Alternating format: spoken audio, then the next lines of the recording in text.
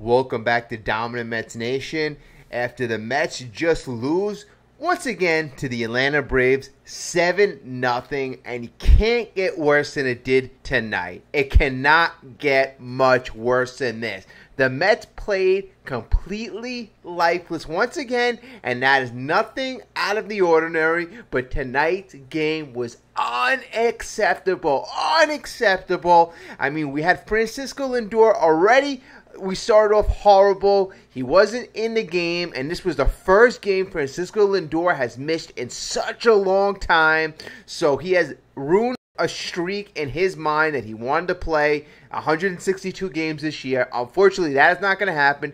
Not a big deal, not a big deal, but this game and how the Mets played was a big deal, And we have to start out with today's go to the game, and that has to belong to Mr. Brandon Nimmo. And I cannot say I have not watched a game where this man has played worse than he did tonight. Unacceptable, unacceptable. And we have to start off with the play that he made in the fourth inning. And I got to say, Tyler McGill didn't have a great game, but it was the fourth inning, and the Braves had not put up any runs until this play. Up until this point, McGill was getting hit hard, and he was, and I got to say, a lot of luck was involved. Balls were hit right at the fielders, but in this fourth inning, a line drive was hit towards Brandon Nimmo. The bases were loaded. Brandon Nimmo took a little circle route toward the ball, tried to catch the ball on a short hop when he should have took a more direct route to catch this ball. And when he took when he took his route to the ball, instead of making the play on the shortstop, he boats the ball and 3-run score. The guy looked like a damn little leaguer. If you're a center fielder, you have to make that play. You have to. Now, I expected a lot of losses, and I expected a lot of bad play, but not plays like that, especially from your center fielder that you just signed to an 8-year contract. That play you have to make. I rely on 3 or 4 players right now. Pete Alonso, Francisco Lindor, and Brandon Nimmo to make the damn plays. And that was horrible, horrible. You got a bunch of young guys. You got Tyler McGill trying to get out of this inning. And you got Brandon Nimmo playing like a little leaguer. The base is empty, 3-0. And already the game was lost right there. But I just got to say, Brandon Nimmo has to make that play. In a season that doesn't count, in a season that does count next year, you have to be confident in your center fielder that he will make that play. And I'm telling you, people are saying it was hit hard. He was never going to make that play in a fly ball. But look at him. He made a very tentative route to that ball. He should have caught it directly on a fly. Okay, that just really put a bad taste in my mouth. And the other bad taste in my mouth was obviously Charlie Morton of the Atlanta Braves did not have it, but you know what? It did not matter. Morton was walking guys left and right, and the Mets had a decent approach early on. They were taking pitches, they were running up his pitch count, but they couldn't get the hit to drive in any runs. They managed to walk 9 times, and score 0 runs. How the heck did they do this? The Mets are still a major league team. They still had Pete Alonso in the lineup. Unbelievable. Jeff McNeil, I know he's trash, and I know they had a lot of players in there that weren't great, but they had 9 base on balls and 7 hits.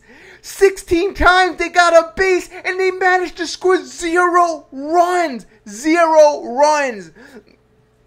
It's like the Braves were trying to say, hey, let's test the Mets. Let's play a poor game ourselves, and let's see how poor we could play without letting the Mets score a run. Let's put 16 guys on base. 16 guys on base. Okay, and like I said, folks, I knew this was going to get bad, but you know what? I want to see that team care a bit. And I know we have to finish in the bottom 6, but if it was 7-4 and we saw good production, I want to see the young guys develop. I want to see the guys, Brandon Nimmo, that we signed a contract to, come through and show me that you know how to play. Unbelievable. Drew Gilbert is coming for you, Brandon Nimmo. If you play like that, you're going to be...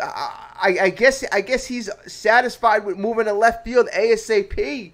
Next year, you're not going to be playing much of center field if you're playing like that.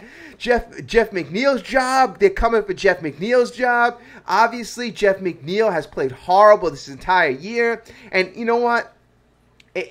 I'm not only disappointed about how the top guns are playing, how Pete Alonso's been like so inconsistent. Yes, he has power, but he has a low average this year. He did walk 3 times this game, so he was patient, but he's been very, very inconsistent, especially the last couple months. So there's just nobody. And you could see, I know a lot of people don't like Francisco Lindor, but he's got a high WAR wins above replacement for a reason, which means he does produce wins when he is on the field. And you could see it. I could see his presence in the lineup was missed. His presence on the field was missed. He's a big piece out there that we didn't have.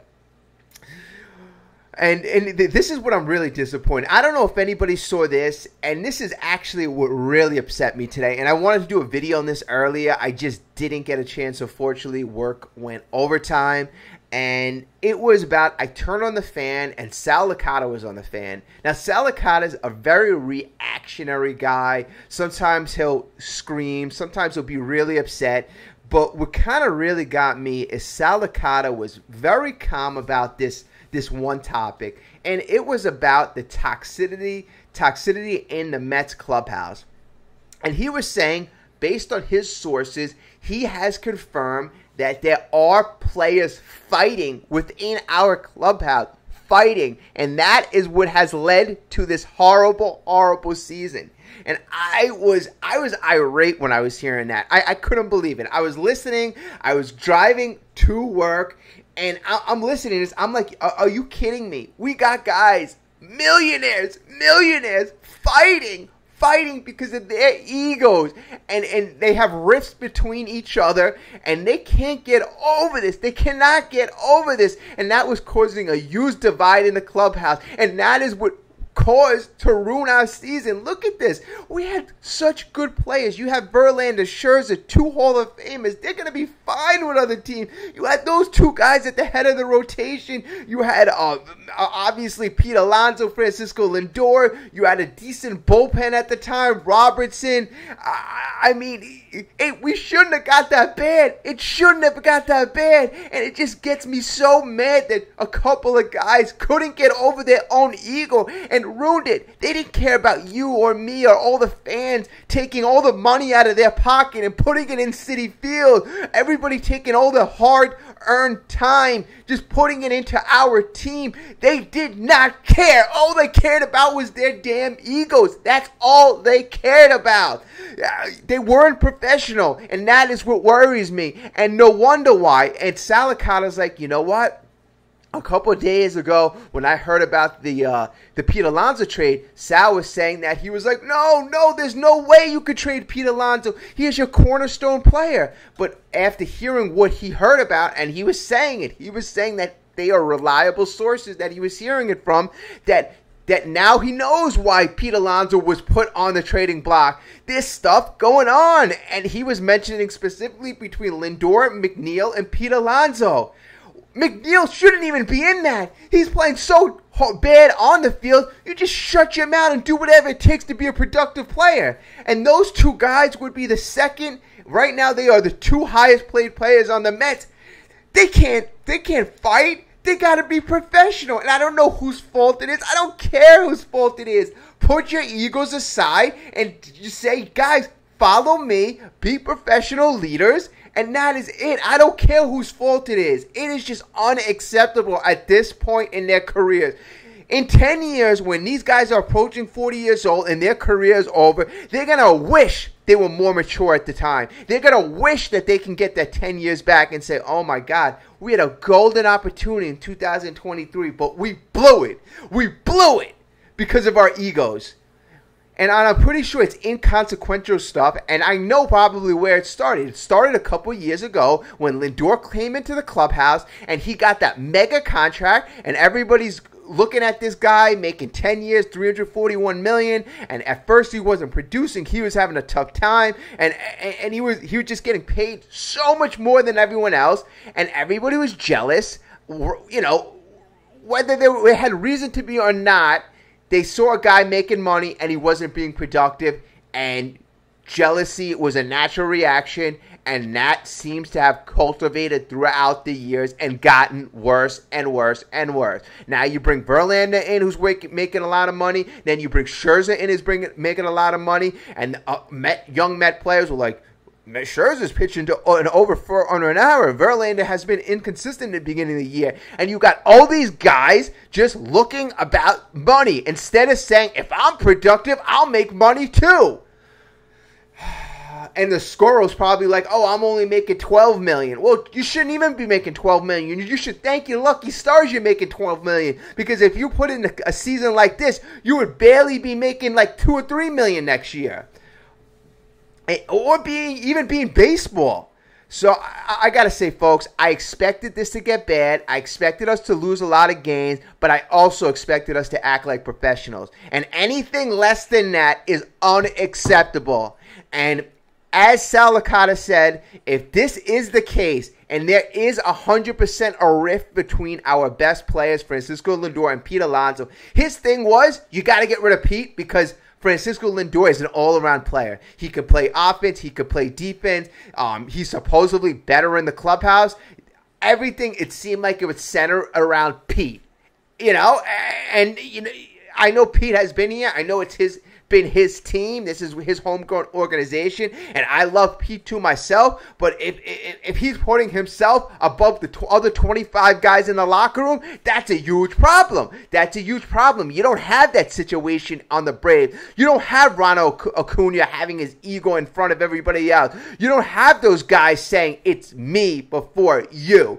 That is the problem. Everybody on the Braves doesn't care about money. You notice that? You notice that on the Braves, everybody has all these lower term contracts. Ronald Acuna takes less. Ozzie Albies takes less. Matt Olson kind of took less. You have all these guys. Sean Murphy took less. And it's not all on the GM. You have to have the players sign to put the pen to the paper too. You have to have a certain group of guys, that right group of guys that come together and say the team is more important than me. I will still make money. I will still be richer than I ever dreamed of being. But it's all about the team. No, on the Mets, you have these players there who want to squeeze every last dime, every last penny out of Steve Cohen. That is the reason why they came, and that is the most important objective that they have, to get every damn penny.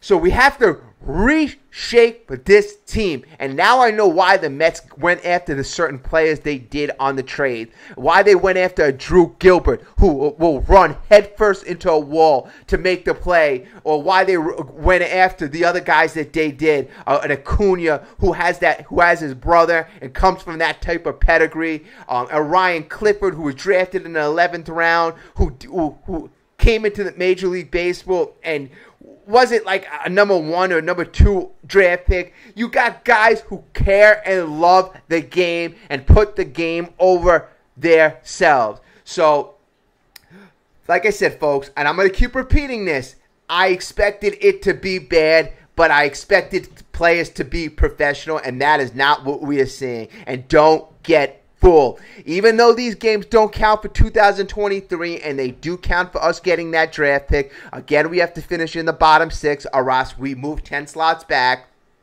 I still want to see growth. I still want to see production. I still want to see professional play, and there's no excuse for otherwise. No excuse whatsoever.